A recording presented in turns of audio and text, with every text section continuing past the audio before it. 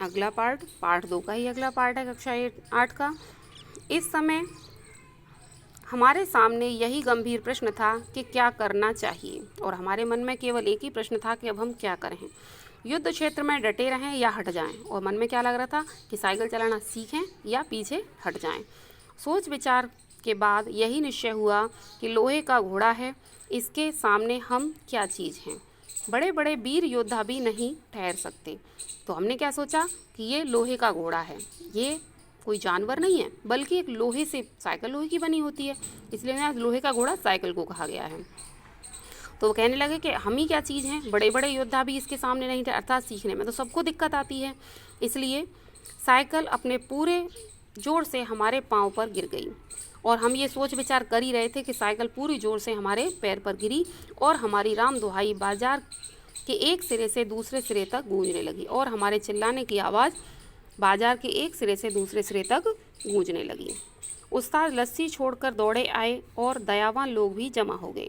उस्ताद ने लस्सी छोड़ी और भागकर हमारे पास आए, और वहाँ कुछ जो हमारे शुभचिंतक लोग थे वो भी इकट्ठे हो गए।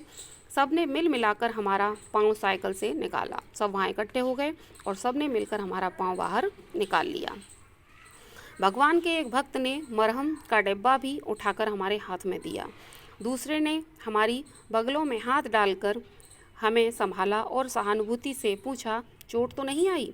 और एक व्यक्ति ने हमें डिब्बा मरहम का ला कर दिया। दूसरे ने हमें संभाला और बड़ी नम्रता से हमसे पूछने लगे, सहानुभूति से पूछना, नम्रता से पूछना, विनयपूर्वक पूछना कि कहीं तुम्हारे चोट तो नहीं लगी है, ज़रा 2-4 कदम चलिए, नहीं तो लहू जम जाएगा।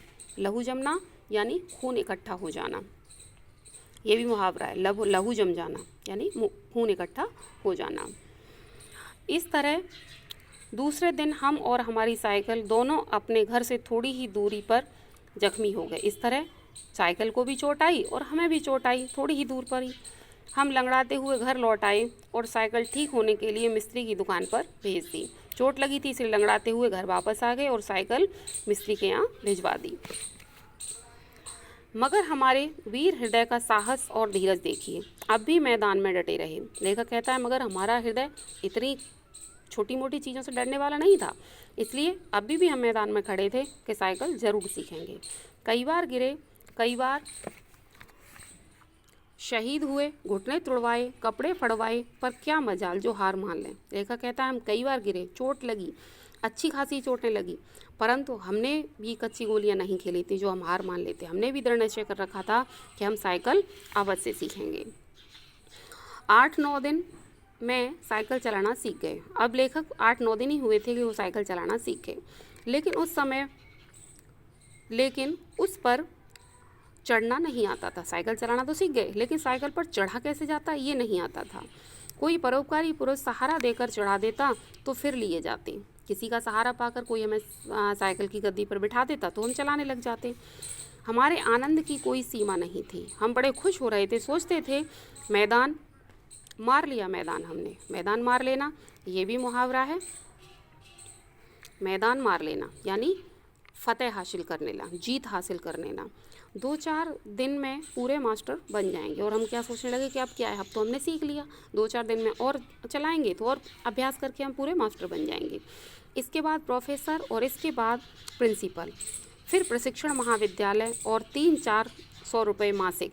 तिवारी जी देखेंगे और ईर्षा से जलेंगे। और हम अपने मन में बड़े खुश होकर ये विचार ला रहे थे कि अब क्या है, अब तो हम मास्टर बन गए, फिर कुछ दिन प्रोफेसर होंगे, फिर प्रिंसिपल, और उसके बाद एक विद्यालय हम खोल लेंगे और 300-400 रुपये की आमदनी हमारी शुरू हो जाएगी।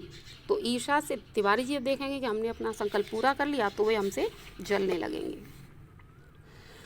उस दिन उस्ताद ने हमें साइकिल पर चढ़ा दिया और सड़क पर छोड़ दिया कि ले जाओ अब तुम सीख गए। उस दिन उस्ताद ने क्या किया कि उन्हें साइकिल पर बैठा दिया और कहा कि अब तुम